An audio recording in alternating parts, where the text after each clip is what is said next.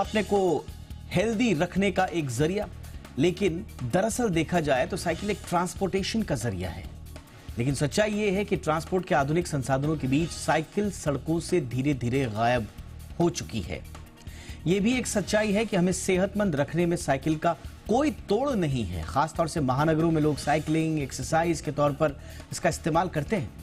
ऐसे में आज हम इसी पर चर्चा करेंगे, समझेंगे कि साइकिल हमारे जीवन से कई मायनों में गायब हुई है तो कई मायनों में लौटी भी है।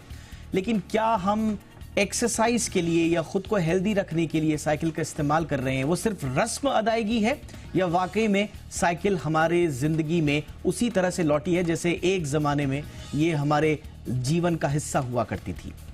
क्या ये फैशन है? कई लोगों के लिए संभवतः साल की शुरुआत में जो रिजोल्यूशंस लिए जाते हैं उसके तहत खरीदी गई एक मशीन, और उसके बाद जब खुमार उतर जाता है साइकिलिंग का तो फिर हम इसे बैकयार्ड में फेंक देते हैं या फिर किसी कोने में ये पड़ी रह जाती है।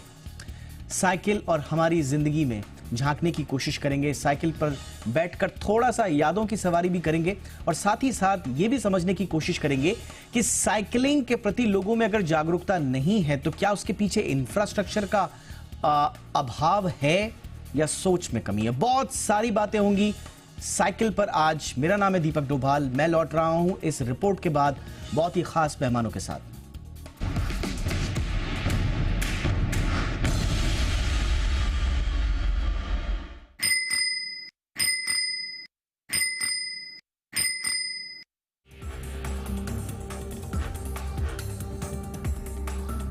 साइकिल की सवारी यानी बच्चों से लेकर बड़ों तक की सवारी, एक ऐसी सवारी जो सेहतमंद तो रखती ही है, साथ ही प्रदूषण भी नहीं फैलाती।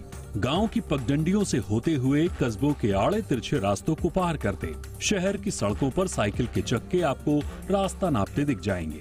साइकिल से स्कूल जाते बच्चे, रोजाना के कामकाज के लिए निकलते कामकाजी लोग साइकिल पर हैंडल थामे कब अपने गंतव्य तक पहुंच जाते हैं पता ही नहीं चलता।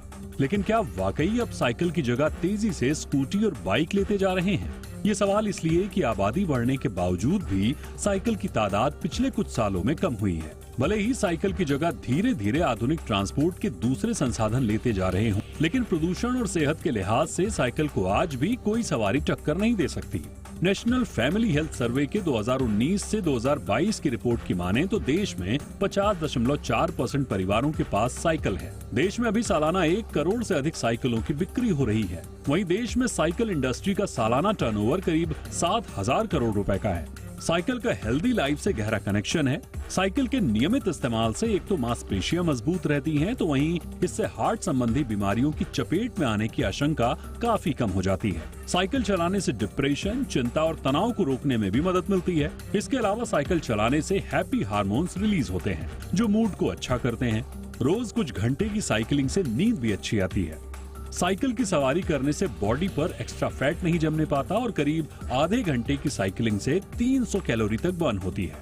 इसके कुछ फायदों की बात करें तो 30 मिनट की साइकिलिंग से डायबिटीज का खतरा भी 40% तक कम हो जाता है। साथ ही इससे मेंटल हेल्थ दुरुस्त रहती है।